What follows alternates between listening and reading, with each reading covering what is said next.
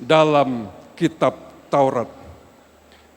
Jadi saudara bukan cuma nggak layak, tapi saudara juga terkutuk kalau tidak melakukan hukum agama dengan sempurna. Siapapun dan agama apapun saudara dengar, engkau tidak mungkin sanggup lakukan ini. Dan kita terkutuk karena kita gagal melakukannya. Karena itulah saudara, Yesus harus datang untuk menggenapi hukum Taurat saudara. Amin. Alkitab berkata dalam Matius 5 ayat 17, janganlah kamu menyangka bahwa aku datang untuk meniadakan hukum Taurat atau kitab para nabi. Aku datang bukan untuk meniadakannya, melainkan untuk menggenapinya. Amin. Karena manusia nggak sanggup menggenapi dan melakukan hukum Taurat, Yesus datang, kembali ke PowerPoint, Yesus datang untuk menggenapinya.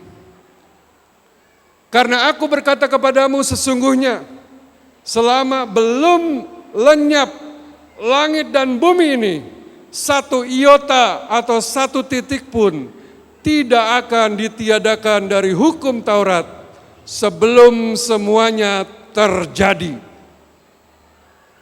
Sampai dunia kiamat, tuntutan hukum agama tidak akan berakhir. Hanya bisa berakhir ketika ada yang menggenapinya. Bahasa aslinya kata semuanya terjadi adalah ginomai. Apa arti ginomai? Fulfill, terpenuhi.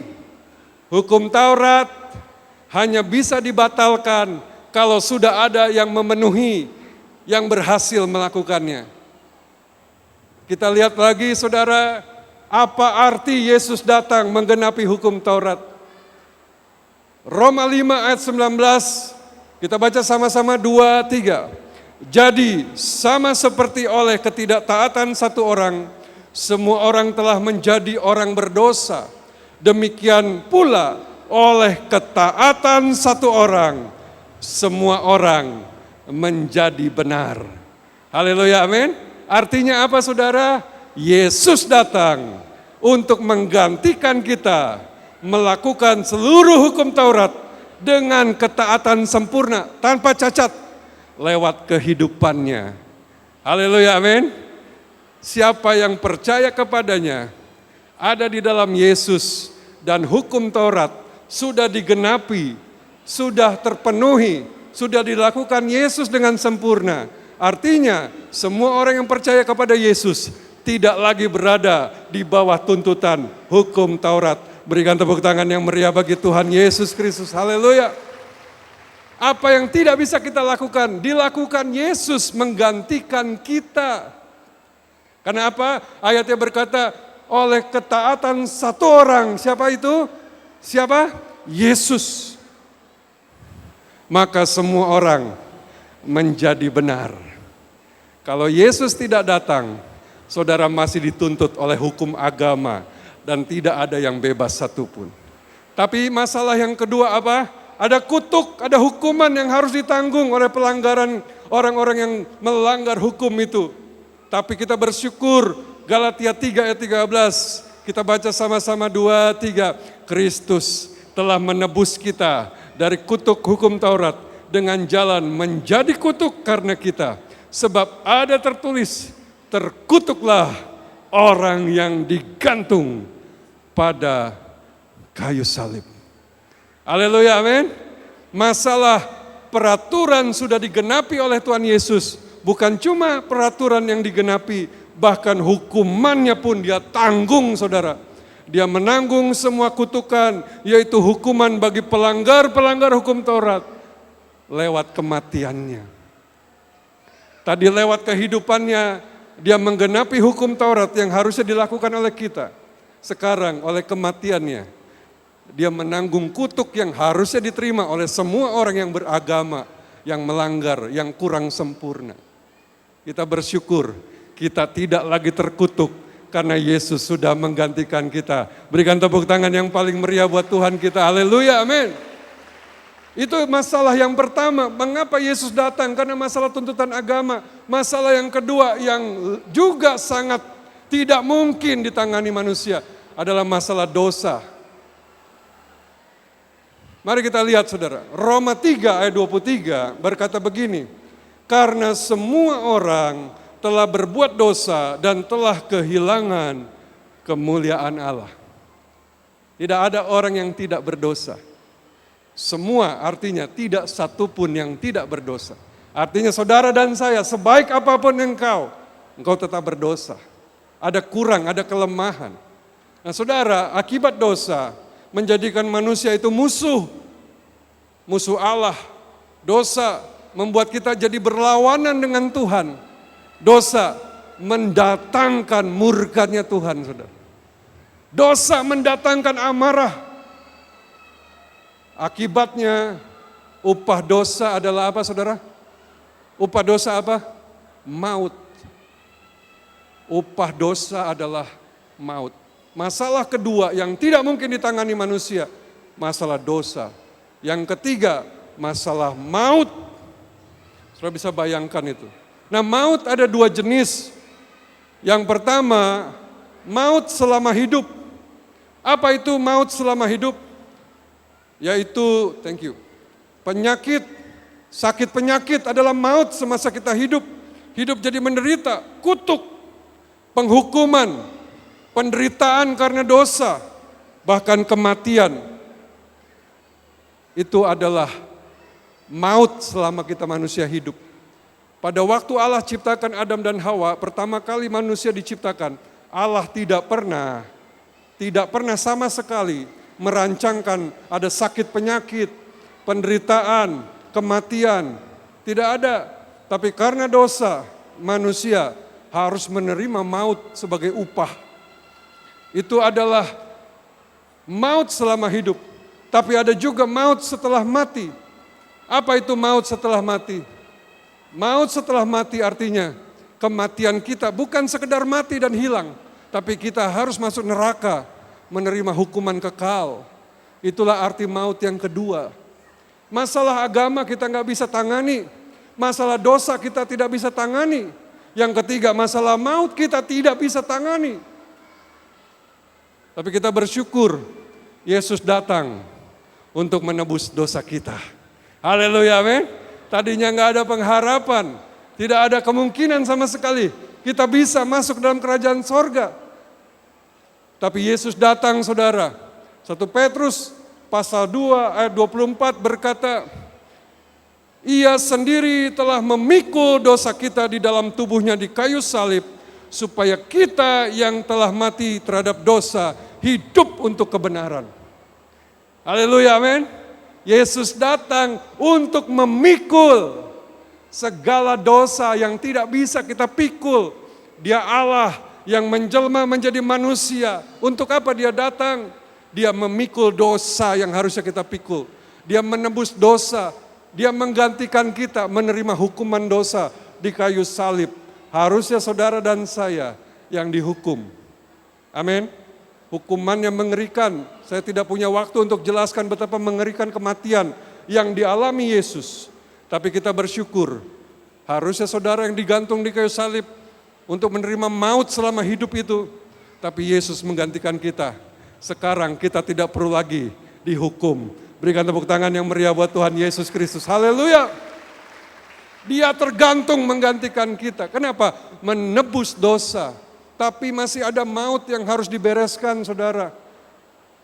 Maut selama hidup, maut selama mati. Apa yang dilakukan Yesus untuk mengalahkan maut? Tetapi sesungguhnya, dengar saudara, tetapi sesungguhnya penyakit kitalah maut yang selama kita hidup, yang ditanggungnya, dan kesengsaraan kita yang dipikulnya. Padahal kita mengira dia kena tulah, dipukul dan ditindas Allah. Yesus disiksa. Yesus menjadi hancur. Kenapa? Karena dia menerima maut yang harusnya kita terima. Sakit, penyakit, penderitaan. Dan segala kesengsaraan kita ditanggung oleh dia. Bahkan dikatakan dalam Yesaya 53 ayat 5. Tetapi dia tertikam oleh karena pemberontakan kita. Dia diremukkan oleh karena kejahatan kita. Ganjaran atau hukuman yang mendatangkan keselamatan bagi kita ditimpakan kepadanya. Oleh bilur-bilurnya kita menjadi sembuh. Amin. Pemberontakan kita ada hukuman, pelanggaran kita ada hukuman, tapi semua ditimpakan tadi kepada Yesus Kristus. Kesengsaraan kita ditanggung Yesus Kristus. Sehingga kita yang percaya terbebas dari semua itu. Amin. Oleh bilur-bilurnya penyakit kita disembuhkan. Siapa yang percaya berikan sorak-sorai bagi Tuhan Yesus. Haleluya. Saudara perhatikan. Maut yang pertama dia bereskan. Tapi ada maut yang kedua, yaitu kematian kekal di dalam neraka. Bagaimanakah itu? Apakah dia bereskan juga? Mari kita lihat ayat ini. Ibrani 2 ayat yang ke-9. Tetapi dia yang untuk waktu yang singkat dibuat sedikit lebih rendah daripada malaikat-malaikat, yaitu Yesus. Kita lihat yang oleh karena penderitaan maut dimahkotai dengan kemuliaan dan hormat, supaya oleh kasih karunia Allah ia mengalami maut bagi semua manusia. Tadi dia tanggung penyakit kita, kesengsaraan kita, penderitaan kita. Ternyata nggak cukup saudara, karena kematian kekal di dalam neraka pun mengancam kita yang akan pergi ke sana. Tapi Yesus, dia mau masuk ke sana menggantikan kita saudara. Haleluya, amin. Dia masuk ke alam maut. Kenapa dia masuk ke alam maut? Untuk kita semua, orang-orang yang mau percaya kepadanya. Haleluya, amin. Bahkan Nabi Daud pernah berkata di dalam Mazmur 88 ayat 15, dia berseru, "Ya Tuhan, mengapa Engkau menolak jiwaku? Mengapa Engkau menyembunyikan wajah-Mu dariku?"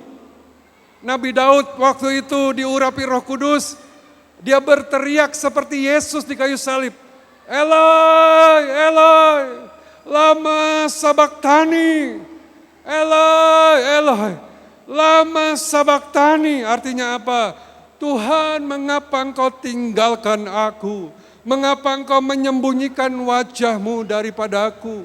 Saudara, waktu Yesus tergantung di kayu salib, Bapa memalingkan wajah karena dia nggak sanggup melihat dosa yang harus ditebus, yang harus dipikul oleh Yesus. Yesus yang tidak berdosa menjadi dosa, menanggung dosa seluruh umat manusia di dunia. Allah, yaitu Bapa kita, meninggalkan Yesus. Dia berteriak, Eloi, Eloi, lama sabachthani. Nabi Daud mencatat itu dalam urapan Roh Kudus untuk menceritakan 1000 tahun lagi ada Yesus yang mati, yang menanggung dosa kita dan Bapa menyembunyikan wajahnya. Bukan cuma itu, ayat 17 dikatakan begini saudara, murkamu menimpa aku, kengerianmu menghabisi aku. Mereka mengelilingiku seperti air sepanjang hari. Mereka bersatu mengepung aku. Saudara dengar, kemarahan Allah, kemarahan Bapa kepada dosa, kepada manusia yang melanggar dan memberontak kepada Dia, dicurahkan kepada Yesus Kristus, anaknya yang tunggal. Kemarahan Bapa, murka Bapa dicurahkan di dalam alam maut, di dalam neraka. Ketika Yesus mati 3 hari, dia masuk ke dalam alam maut. Semua kemarahan Allah kepada manusia ditimpakan kepadanya. Dia yang tidak berdosa, dia yang suci kudus melakukan semua dengan sempurna.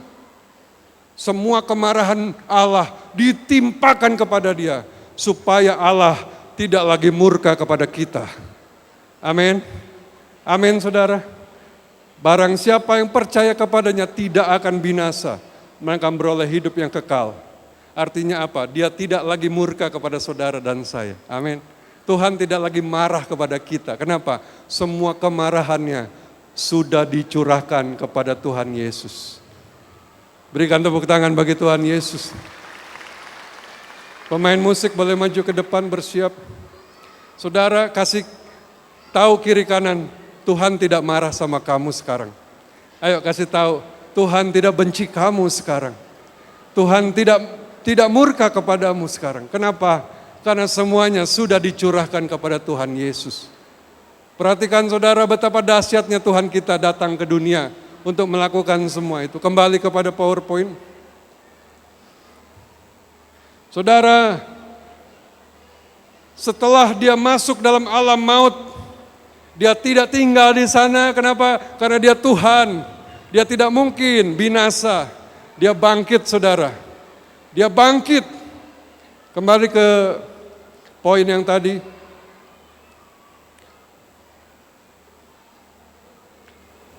Dia bangkit mengalahkan maut. Dia tidak gagal. Dia sudah genapi hukum Taurat. Dia sudah mati menebus dosa kita. Dia juga masuk dalam penderitaan untuk menanggung segala hukuman maut. Bahkan di dalam neraka dia masuk ke sana. Tapi dia tidak ditahan di sana. Dia tidak bisa ditahan di dalam alam maut. Kenapa? Karena dia adalah Tuhan yang berkuasa. Amin. Akhirnya dia bangkit, dia nyatakan kemenangan. Dikatakan begini saudara, di dalam ayat 1 Korintus 15 ayat 54 dan 55. Dan sesudah yang dapat binasa ini mengenakan yang tidak dapat binasa. Dan yang dapat mati ini, Yesus pakai tubuh manusia mati. Kemudian mengenakan yang tidak dapat mati. Maka akan genaplah firman Tuhan yang tertulis, maut telah ditelan dalam kemenangan. Berikan tepuk tangan bagi Tuhan Yesus. Neraka tidak ada lagi untuk menerima kita yang percaya kepadanya. Kenapa? Karena sengat maut, racun maut, hukuman neraka sudah diserap semua oleh Yesus Kristus. Sehingga orang-orang yang percaya kepadanya tidak perlu lagi masuk ke dalam neraka. Amin. Berikan sorai bagi dia. Haleluya. Bahkan Yesus berkata, hai maut, di manakah kemenanganmu? Hai maut, di manakah sengatmu? Anak Tuhan yang percaya kepada Yesus, dengar. Jangan takut akan kematian. Karena neraka sudah ditutup buat kita yang percaya. Amin. Semua hukuman neraka sudah ditelan oleh Yesus Kristus. Kita yang percaya tidak akan mengalami lagi. Katakan kiri kanan, kamu tidak akan masuk neraka. Kamu tidak akan mengalami maut. Berikan sorak-sorai yang meriah bagi Tuhan Yesus. Haleluya. Bayangkan kalau Yesus tidak datang, saudara harus menggenapi hukum agama yang begitu berat. Bayangkan kalau Yesus tidak datang, saudara harus menanggung dosa. Bayangkan kalau Yesus tidak datang, engkau harus mengalami maut selama hidup bahkan sesudah mati. Tapi bersyukur kepada Yesus, dia datang mengatasi semua masalah itu. Sorak-sorai bagi Tuhan Yesus. Haleluya. Kau dahsyat Tuhan Yesus. Saudara, dia juga datang untuk memberi teladan. Karena manusia hidupnya tersesat. Dia harus datang menjadi teladan dan memberikan pengajaran. Supaya kita hidupnya mengikuti kehendaknya, tidak menyimpang. Tidak hidupnya berantakan semau-maunya. Tapi dia datang memberi teladan. Memberi contoh. Dan juga memberikan pengajaran yang teragung di dunia. Dikatakan Yohanes 13 ayat yang ke-15. Sebab aku telah memberikan suatu teladan kepada kamu, supaya kamu juga berbuat sama seperti yang telah kuperbuat kepadamu. Kalau mau teladani hidup, teladanilah Yesus. Dia teladan yang sempurna, katakan amin. Dia memberi teladan pada kita untuk kita ikuti. Bukan cuma teladan, pengajaran Yesus dalam kitab Injil, kalau saudara baca, itu adalah pengajaran teragung di dunia. Dikagumi banyak orang dan menginspirasi banyak pemimpin-pemimpin dunia. Pengajaran Yesus menjadi dasar, menjadi pedoman bagi banyak orang. Kenapa? Karena pengajarannya sangat luar biasa. Seorang pemimpin bangsa terbesar di India, namanya Mahatma Gandhi, dia pernah berkata begini ketika dia masih hidup. Mahatma Gandhi adalah tokoh kemerdekaan yang memerdekakan bangsa India dari penjajahan Inggris. Dia berkata begini, saudara, jujur, saya tidak bisa melampaui apa yang saya yakini, bahwa Yesus merupakan salah satu guru paling agung yang pernah dipunyai oleh umat manusia. Berikan tepuk tangan bagi Tuhan Yesus. Dia adalah guru paling agung yang pernah ada di dunia. Yang ngomong bukan orang Kristen, yang ngomong siapa? Mahatma Gandhi, orang Hindu, dan dia memakai perintah-perintah Yesus untuk dipakai dalam perjuangan menghadapi penjajahan Inggris.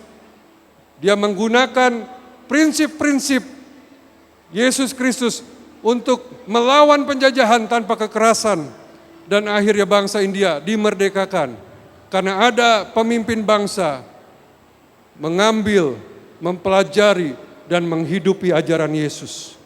Kalau orang Hindu saja mau mengambil pengajaran Yesus sehingga bangsanya dimerdekakan, apalagi kita anak Tuhan, kita harus lebih sungguh-sungguh lagi. Amin, amin saudara. Sungguh luar biasa yang dilakukan Tuhan. Tidak ada pengajaran seperti ini. Saudara boleh cek di semua agama. Pengajarannya salah satunya khotbah di bukit. Berbahagialah orang yang miskin dan menderita. Kasihilah musuhmu. Berbuat baiklah kepada orang yang menganiaya kamu. Hari ini orang-orang yang beragama justru mengangkat senjata. Justru membunuh orang yang berbeda.